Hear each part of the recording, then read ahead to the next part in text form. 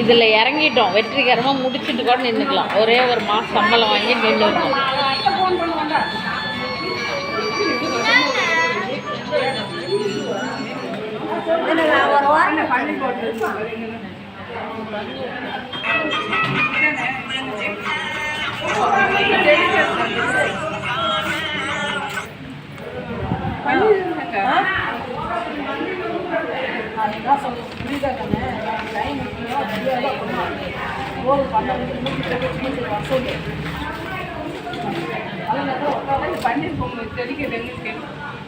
பன்னீர் எங்கம்மா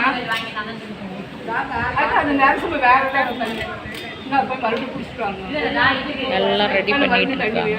10 to 12 11 வளைகாப்பு.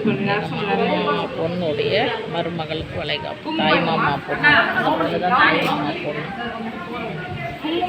மருமகளுக்கு தான் வளைகாப்பு.